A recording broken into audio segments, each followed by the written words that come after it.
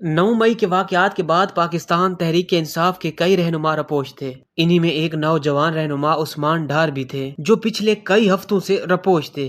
फिर पिछले दिनों खबर आई कि उस्मान डार को कराची से गिरफ्तार कर लिया गया, जिसकी तस्दीक भी मुतलका इदारे की तरफ से की गई। लेकिन गिरफ्तारी के बाद उस्मान डार को किसी भी कोर्ट में पेश नहीं किया गया और न ही उस्मान डार की गुमशुदगी के हवाले से पुलिस ने FIR काटी थी। उस्मान डार के भाई की तरफ से सिंध हाई कोर्ट से उस्मान डार बाजियाबी के लिए रजू किया गया था, जहां अदालत ने पुलिस को बाकायदा FIR काटने का हुक्म भी दिया था। पिछले दिनों उस्मान डार के भाई उमर डार की तरफ से एक वीडियो बयान में दावा किया गया था कि उस्मान डार के ड्राइवर या गार्ड, जिसको 2 दिन पहले छोड़ा गया है, उसने इंकशाफ किया है कि उस्मान डार को तशद्दुद का निशाना बनाया गया है। इन सारे वाकयात के बाद अब अचानक उस्मान डार मंजर-ए-आम पर आ गए और देखते ही देखते उस्मान डार सीनियर एंकर पर्सन कामरान शहद साहब के घर पहुंच गए, जहां उन्होंने कामरान शहद साहब को इंटरव्यू देते हुए सनसनीखेज इंकशाफात कर दिए। उस्मान डार की तरफ से कहा गया कि 9 मई वाकयात की प्लानिंग चेयरमैन PTI की जेर सदारत जमान पार्क में हुई। उस्मान डार ने दुनिया न्यूज़ के programme on the front with Kamran Shahid के साथ गुफ्तगू करते हुए कहा कि चेयरमैन PTI की गिरफ्तारी की सूरत में हसास तनसीबात को निशाना बनाने की हिदायत दी गई थी।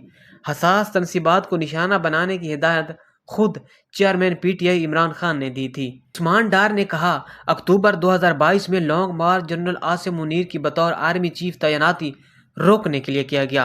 9 मई के हमलों का मकसद फौज पर दबाव डालकर जनरल आसिम मुनीर को ओहदे से हटाना था। उस्मान डार ने कहा कि चेयरमैन PTI ने गिरफ्तारी से बचने के लिए ह्यूमन शील्ड का इस्तेमाल किया। इमरान खान ने गिरफ्तारी से बचने के लिए वर्कर्स की जहन साजी की। जुडिशल कम्प्लेक्स इस्लामाबाद और जमान पार्क में जो कुछ हुआ उसी जहन साजी का नतीजा था। उस्मान डार ने कहा, 9 मई के सानिया की जितनी मजम्मत की जाए कम है। 9 मई एक स्याह धब्बा है जिसे धुलने में वक्त लगेगा। चेयरमैन PTI ने रियासत मुखालिफ बयानियों को सपोर्ट किया। PTI की मौजूदा सूरत हाल के जिम्मेदार इमरान खान खुद हैं। रियासत मुखालिफ बयानिया इमरान खान की हदायत पर बना। उस्मान डार ने कहा, PTI में हमाद अजहर, मुराद सईद, आजम सवाती और फरख हबीब फौज मुखालिफ थे और ये सारे रहनुमा इमरान खान के बहुत करीब थे। चेयरमैन PTI ने फौज से टकराव की पॉलिसी की क़यादत की।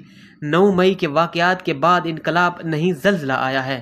9 मई एक शर्मनाक सानिया है जिसकी जितनी मजम्मत की जाए कम है। उस्मान डार ने कहा, फौज मुखालिफ ग्रुप का मैं हिस्सा नहीं था, अदालत बुलाएगी तो ज़रूर जाऊँगा। इमरान खान से बहुत ज़्यादा मायूसी हुई। PTI को यहाँ तक चेयरमैन PTI ने खुद पहुँचाया। 2 हुकूमतें भी टूट गईं और अगर ना टूटती तो शायद 9 मई भी ना होता। 9 मई में मुलव्वस अफराद को निशाने इबरत बनाया जाए। उस्मान डार ने मजीद कहा कि सियासत में आने की 2 बड़ी वजूहात थी।